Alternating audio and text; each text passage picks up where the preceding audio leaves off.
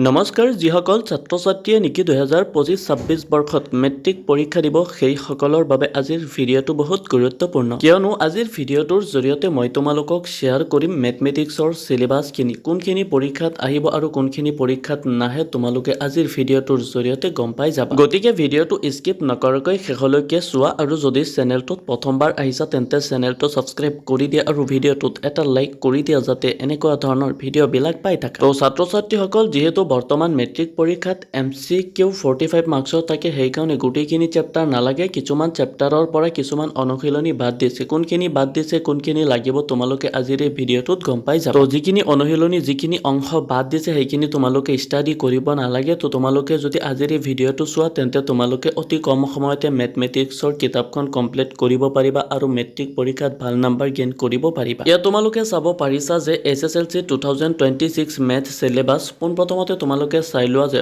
পুনৰ আলোচনা ৰিভিজন 3 টো নালাগে ৰিভিজন 3 ৰ বাহিৰে যিখিনি ৰিভিজন আছে গোটেইখিনি লাগিব তাৰপিছত ত্ৰিভুজ চেপ্টাৰৰ পৰা অনুশীলনী 6.3 লৈকে লাগিব আৰু 6.3 ৰ বাহিৰে যিকেইটা অনুশীলনী থাকিব সেইখিনি কিন্তু নালাগে অংকন চেপ্টাৰৰ পৰা অনুশীলনী 11.1 লৈকে লাগিব অংকনত দুটা অনুশীলনী আছে ইয়াৰ ভিতৰত দ্বিতীয় নম্বৰ অনুশীলনীটো নালাগে বৃত্ত সম্বন্ধীয় কালি চেপ্টাৰৰ পৰা অনুশীলনী 12.2 লৈকে লাগিব বাকি কেইটা নালাগে পৃষ্ঠকালি আৰু আয়তন চেপ্টাৰৰ পৰা অনুশীলনী 13.2 লৈকে লাগিব বাকি যিমান অনুশীলনী আছে সেইখিনি নালাগে পৰিসংখ্যা চেপ্টাৰৰ পৰা অনুশীলনী 14.3 লৈকে লাগিব বাকিখিনি কিন্তু নালাগে আৰু ত্ৰিকোণমিতিৰ কিছুমান প্ৰয়োগ যোনটো চেপ্টাৰ আছে এই চেপ্টাৰটো একেবাৰেই নালাগে তো ছাত্ৰ ছাত্ৰীসকল যদি তোমালোকে এই সিলেবাছখন কমপ্লিট কৰা তেন্তে মই ভাবো তোমালোকৰ মেথছৰ কিতাপটো কমপ্লিট কৰোতে বেছি দিন আৰু নালাগে সো তোমালোকে এই নিয়মতে পঢ়িলে ভাল নম্বৰ গেইন কৰিব পাৰি তো ভিডিঅ'টো বন্ধু বান্ধৱীলৈ শ্বেয়াৰ কৰি দিবা যাতে তেওঁলোকেও গম পায় যে মেথছৰ সিলেবাছ কোনকেইটা কাটিছে আৰু কোনকেইটা আহিব